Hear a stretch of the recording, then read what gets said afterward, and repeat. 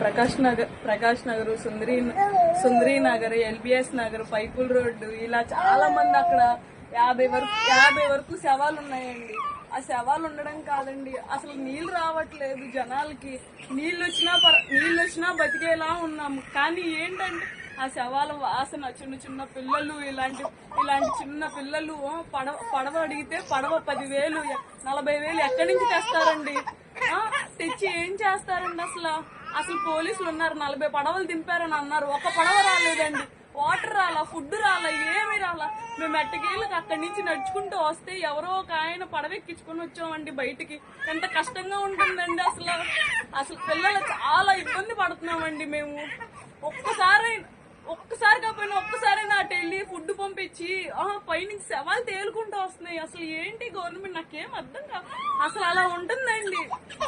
అసలు నీళ్లు కొట్టుకుపోయి వచ్చేసి, ఇల్లు తేలిపోయి, ఇంట్లో సామాన్లు వచ్చేసి, ఒక్కొక్కడికి ఫుడ్ లేదు. ఒక్కరోజైతే పర్లేదు, 4 రోజులు ఫుడ్ లేకుండానే ఉన్నారు. కొంతమంది అయితే పైనుంచి శవాలు. అసలు వాసన ఏం అర్థం కావట్లేదు. చాలా భయం వేస్తుందండి.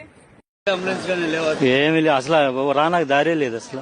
ఆ పడవలు వచ్చినా కానీ ఎవరు వచ్చినా ఆపట్లేదండి. ఇగో పని మీద చూస్తున్నారు. కనీసం సాయం చేసి లేకుండా అది జరిగింది. నిన్న మధ్యాహ్నం 10 గంటల వరకు బానే ఉన్నారు, తర్వాత చనిపోయారు. చనిపోయిన తర్వాత ఇక్కడికి తీసుకొచ్చిన తర్వాత మేము 3 కిలోమీటర్ల నుంచి తీసుకొస్తున్నాం. ఈ ఫ్లైఓవర్ దగ్గర నుంచి ఎంకే బేగ్ స్కూల్ అవతల సందులో నుంచి తీసుకొస్తున్నాం. ఇక్కడ పోలీసు వాళ్ళని అడిగినా కూడా తీసుకెళ్ళండి అంటున్నారు. ఒకళ్ళని భుజం మీద పెట్టుకొని తీసుకెళ్లిపోయాం, మీరు కూడా అలాగే తీసుకెళ్ళండి, అంబులెన్స్ వాళ్ళు ఎవరు తీసుకెళ్ళని అంటున్నారు. 108 వాళ్ళని అడిగితే మేము బాడీని తీసుకెళ్ళాం అంటున్నారు. మరి అక్కడ నుంచి మేము తోసుకుంటూ వస్తున్నాం. ఇప్పుడు ఎంకే బేగ్ స్కూల్ అవతల సందండి, అక్కడ నుంచి నీళ్లలో తోసుకుంటూ ఒకళ్ళ బండి అడిగి తీసుకుని వచ్చి వాళ్ళ సహాయంతో ఇప్పుడు తీసుకొస్తున్నాం. ఈ చక్రాలు బెండ్ అయిపోయినాయి, దీనికి గాలి లేదు.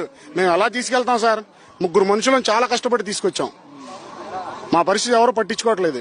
అక్కడ అడిగితేనేమో ఇలా చెప్తున్నాం. మేము చర్చ్ మెంబర్స్ అండి, ఫోన్ చేస్తే ఇలాగని పరిస్థితి చనిపోయారండి అంటే ఎవరు లేకపోయిన సమస్యలో అప్పుడు మేమందరం పూనుకొని తోటి ఒక మానవత్వంగా రావచ్చి బాడీని తీసుకురావడం జరుగుతుంది. పోలీసులను అడిగాము, ఎవరో పట్టించుకోవట్లేదు.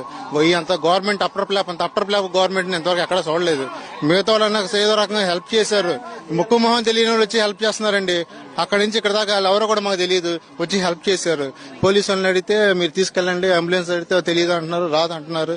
చాలా ఘోరంగా ఇక్కడ దాకా తీసుకొస్తున్నాం. బాడీ స్మెల్ వస్తుంది. ఇక్కడ ఎక్కడ తీసుకెళ్లాలి ఏంటనేది కూడా తెలియని పరిస్థితి.